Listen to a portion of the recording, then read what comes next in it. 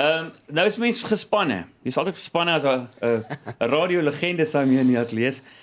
So you just immediately there's an energy and it's excitement, but also your energy the moment you walk in, John Robbie. A big welcome. Thank you very much indeed. By a donkey. Lovely to be here, guys. That's a massive privilege for us. I mean, the trouble, you don't need any more exposure in your life. So thanks for coming visiting us. No, it's a great pleasure. And while I've been outside, I've heard about trusts and I've heard about chickens. So it's been very, very educational, guys. Well done. Yeah, read the label. I want to take you back. It's the first time, I mean, we talking to you, growing up in Ireland. So I want to start right at the beginning. Your happy thoughts of childhood. Yeah, I mean, I grew up in the most incredibly happy family. My father is Scottish. My mother is Welsh, so I don't have a drop of Irish blood in me. Okay. But he ran the Guinness ships. He was a marine engineer, the Guinness tankers. Very famous beer. Maybe I'm not allowed to advertise them. And they used to run from Dublin to the UK. And so I grew up in Ireland. And 2 brothers, a sister. My mum is 93, is still alive now and sharp as a tack. Sadly, my father has died. And I grew up in an idyllic village 20 miles south of Dublin, a place called Greystones, which is a lovely place. And we never went on holiday because we lived in a holiday town. That's the thing. Yeah, so I had a fabulously happy childhood and look back on it with fond memories. I mean, it's the first time that I've realised now that you're not Irish. Everyone thinks you're Irish. It's like, my father confided in me the day I first got picked to play for Ireland that his father, who was a good Glasgow Presbyterian, thought the only good Irishmen were dead ones. So I always had a chuckle about that. But yeah, very, very, very much Irish by background. And, you mentioned now Presbyterian and Protestants and 60s, 70s in Ireland, not an easy time. Well, in the south, it wasn't a problem. There was no problems, Belfast, exactly. yes. I mean, the population was 99% Catholic where we lived. There were a lot of, it just wasn't an issue. Where we grew up. And it was only really in the late 60s that the civil rights movement morphed into what they euphemistically call the Troubles. And we were always aware of it. And as I got older, it was a very complicated issue. And of course, it's still going on today. But luckily, the bombs seem to have stopped. The bombs stopped, yeah. No, 74, when I was born, Britain was bombed quite often with the pubs. You make me feel so old. And then now, in that time, in the 80s, 1980, playing for Ireland, and then with the Lions touring South Africa, it's like coming from a kind of, troubled country, like you said in the North, to a total troubled country in South Africa. Just like if you talk about rugby, what's your fondest memories there? Well, I mean, rugby playing for Ireland. I mean, I never had a great Irish career. I mean, I played 9 tests for Ireland and lost all 9. So I'm the answer to quiz questions, okay? Never hammered in them. But, I mean, that was always my dream to play for Ireland. And I managed to achieve it at a very young age. Then I broke my leg and I had a little bit of a wobble. And then out of the blue, I got picked to play as a reserve for the British Lions out here. And, of course, that led to a bit of a dilemma because, a lot of people were saying you shouldn't come to South Africa. And if I look back, I don't think we should have come, given the past. But came, had the most wonderful time and fell in love with this country. Next year, Ireland came and I lost my job. I was a graduate trainee, which was a good sort of, career. I was newly married, had a little son. Who's now a 37-year-old lawyer, I should tell you, and I came for a year. So it's funny looking back because in many ways I made decisions that were contrary to what other people were doing. A lot of people were leaving this country, and I came here, and I suppose I just always felt it was the right thing to do. I've never been a great man for cerebral planning. Everything tends to go on emotion, and I came for a year. 37 years ago. And I'm still here and I love it. I've become a South African citizen. And last Friday, my wife became a South African citizen in a very moving ceremony. And so there you are, we're as South African as can be. That's amazing. And I want to talk to that love of your life because that's also just an amazing story by itself.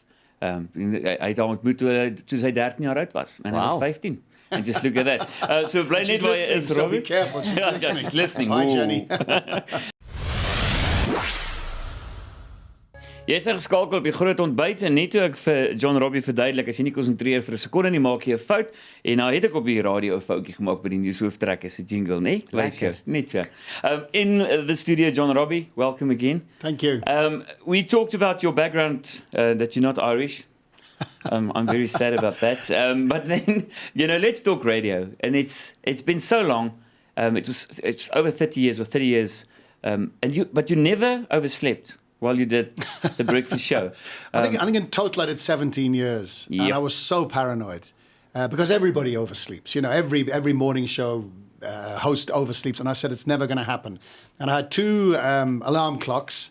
And the minute the alarm clock went, I was out of bed. I'd wake up in the shower. I was out of bed before I woke up. And so the trouble is now that I've finished, I still do the same. I wake up at 2:15 every morning, but it's just nice going back to bed. You can just, I must say, going back to sleep, it's lovely. Yeah, but 30 years has gone very quick, eh? Sure. And it is the first time I read that, I challenged myself and said, listen, I'm not going to oversleep as well. And it's been 380 shows. Well done. So it's not 30 years yet. So touch air.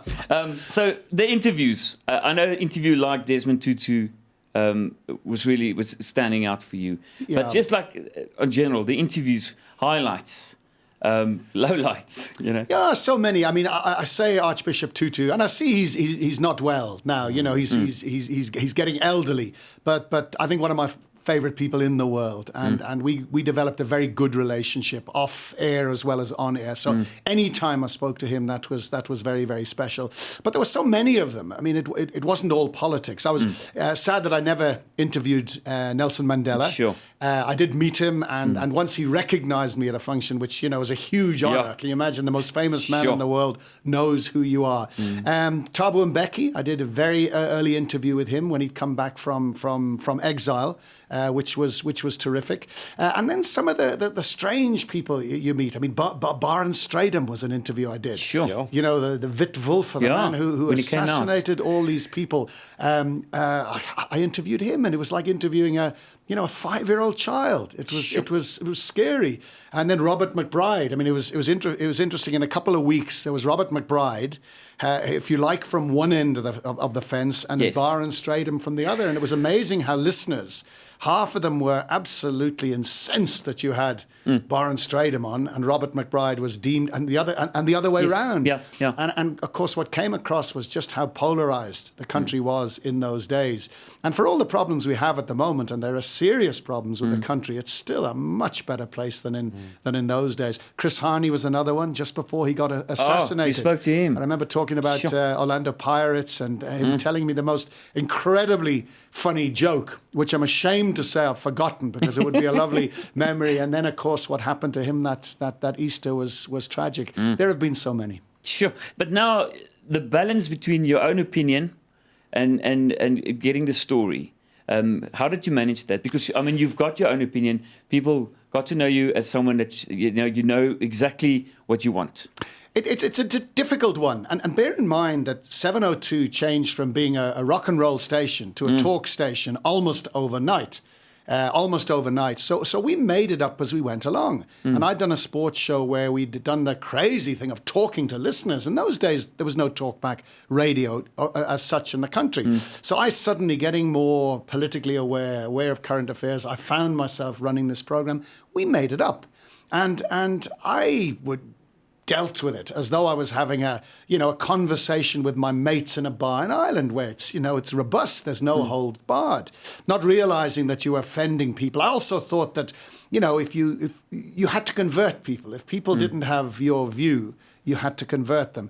As I got a little bit more experience, you realize, well, hang on a second, you've got to have your view, but don't bulldoze. Let other people have their view as well, and let the listeners decide. But also, in a way, I suppose in the early days, it's daft thinking we're in this new democracy now. This wonderful democracy we have where I think the democratic systems are actually fighting back now against abuse of government. So in a way, the democracy is working.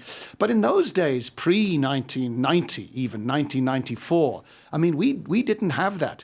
And I suppose I could see this wonderful opportunity of an initial election, a negotiated settlement instead of a Bosnia, a Syria. And I suppose I was so desperate to say, guys, Let's get our heads around this and see the opportunity. And now what's lovely is now that I'm an old fogey, people come to me and say, I hated you in the early days. You were so terrible. I wanted to kill you, etc. But in fact, in a way, you played a role in getting the country ready for the new South Africa. And when people tell me that, I get a great swell of pride. Someone that got you boiling Manto Shabalala Msimang. That interview about that. Is dreadful. And there's one thing I've said to 702. As a favour to me, never play that again. No, you never want to hear that again. It's without a doubt the most unprofessional interview I've done. And yet in many ways, it's the most significant interview because I was one of the very first people who publicly called this lady on the insanity of AIDS denialism. Yes. And there's a story behind it because on radio that especially when you're running a morning show and things are so structured, you're so time dependent, in between ads, traffic, business, etc. So we'd set up the interview, and I've always had marvellous producers on 702, and they were very, very strict at saying, please, with respect, if we say this time, you must be there. So we got hold of Manto Shabalala, Dr. Manto Shabalala Msimang, the Minister of Health, because there'd been a story about her sending stuff about AIDS to the DEA, saying AIDS comes from outer space, the aliens, Looney Tunes. So we got her on. And she wasn't available. She was in the loo. So that had meant problems. Then she came on a bad cell phone. So that immediately I was sort of a little bit thrown. And then I asked her about the story. Why are you sending this Looney Tunes stuff to the DA? And she said, well, hold on a second. Anything to do with HIV AIDS, I send to all the health ministers in all the provinces. This was only one of 100. I sent lots. And I suddenly thought, okay, fair enough. You've answered the question. I'm going to get the DA on to say, why did you only focus on this one? But now I've got 3 minutes left of the interview. So I said to her, well, why didn't you put a note saying, check this Looney Tunes to avoid confusion? And she said, there is no confusion about HIV AIDS. And I said, there is confusion about it. And she says, no, there's not. And I said, what about the denialism? What about the garlic, etc.? And she said, and then, of course, and then I suddenly thought to myself, taking a cue from a BBC guy called Jeremy Paxton, who once asked a politician the same question 7 times and didn't get an answer, and he kept doing it. So I said, let's just clear the air. Do you believe HIV causes AIDS? And then, like a good politician, she kicked for touch and said, why did you call me by my first name? And the whole thing kicked off. And I lost my temper, and I said, I've never, and I put the phone down, and then Pandora's box opened. But there's a lesson. Because had I been absolutely respectful, and it wasn't disrespect, in those days I was trying to make it more informal, not realizing that by calling a politician, it's the office you respect. So minister. I learned that lesson.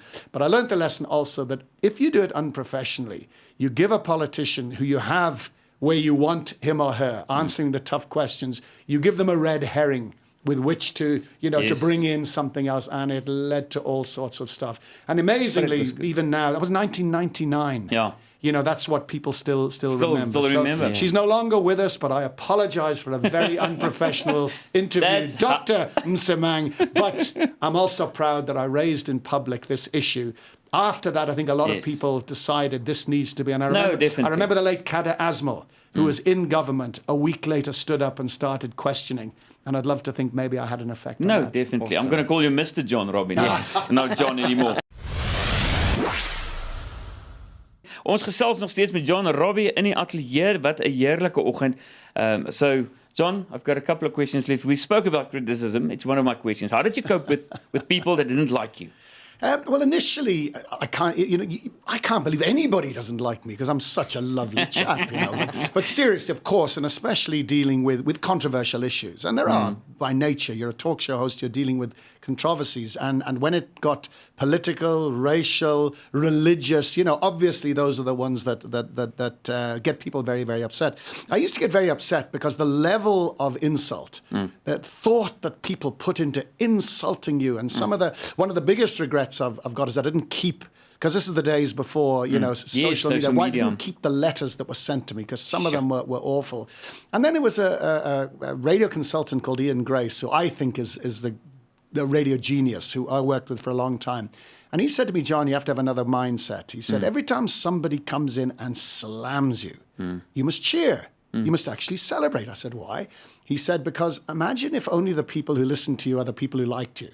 He says, when you've got the people who don't like you also listening to you, then you've made it on radio. So after that, I used to give a little cheer when somebody had a go. It was water off a duck's back. But I'd always take it and say, hang on a second, is there something I can learn? Advice for SA Rugby?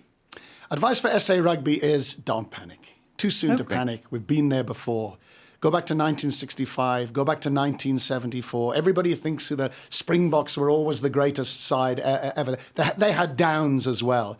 I look at the talent coming through, particularly from the schools. I look at the talent that is coming through from the clubs now. I look at the development talent that is coming through. I look at our seven side. And I say we've lost our way a little bit. We've also lost a lot of players to the mighty Euro. So, rugby must keep its head. It must go behind the scenes. It mustn't panic. And the players have got to do something as well. I think what it needs is leadership. It needs leadership right the way through to say, guys, these things have happened before. Look at cricket. A year ago in cricket, we wanted to fire the coach. We wanted to do everything. We know. The worrying thing for me is that just when you think that the rest of rugby is catching up, the Lions you look at a New Zealand game. I watched the Crusaders playing against the Chiefs, whatever. I watched that game and you say, hang on a second, the skills levels that they are producing are incredible. So I think it needs level heads, it needs leadership, it needs working together. But I'm very, very confident because the history of South African rugby has always been downs. Yes. But then when they get it right, they come back and smack the world. And I can't wait for the next World Cup to be won. Before your advice for SA, I've got a couple of names. And you just say the first thing that you think if I call them out. You ready? Am I allowed to use bad language? No. Yeah. Okay, all right. Julius Malema. Julius Malema, a genius. One of the most clever, charismatic guys. I think his economic policies are terrifying. And if he got into power, would be terrifying. But one of the most charismatic guys that I've ever met. F.W. de Klerk. F.W. de Klerk, difficult. Place in history, absolute, a battle to like him as a person. But his place in history, had he not done what he did, he would have done like P.W., this country would be in a civil war. Leon Schuster. Leon Schuster, funny man. I was in his movie, The Panic Mechanic. I'm very proud of that, but Hollywood never called. Helen Zille. Helen Zille, wonderful intellect. And also, what I like, a reluctant politician. People who go into politics reluctantly and then say, I want to make a difference. So Helen, a fascinating book, by the way. If you haven't read her book, what a book. One of the best autobiographies. Yeah, I like Helen Zille. Steve Hofmeyr. Steve Hofmeyr. I don't know Steve Hofmeyr. It's a good answer. I don't know him at all. Just some of the comments that he's made, I think, are so stupid, and so sad and so naive, acting a victim when in fact could be playing a much more positive role, I believe. Alistair Coetzee? Alistair Coetzee, lovely man. Lovely man, a great guy. Perhaps should have been coach after the World Cup in 2007. Lost his way a little bit. I think lucky to keep his job. It's going to be difficult, having given what he's given last year, to do something different. But I wish him well because I love him. Darius Motibe. Darius Motibe, my friend Darius, my brother who we've worked for 27 years. I love him to bits, and not seeing Darius, not chatting about life and sundowns every day with Darius is one of the things I miss most about 702. We needed 10 more minutes. John Robbie, I have to cut us off there. But thank you so much. It's been a privilege. Fantastic, and thanks guys. For that photo. I'm going to tweet it now and Facebook. Thanks, guys. And frame it. It's a great honor to be on, and well done. To do simultaneous television and radio is a hell of an achievement. I look on you guys with awe. Thank you so much.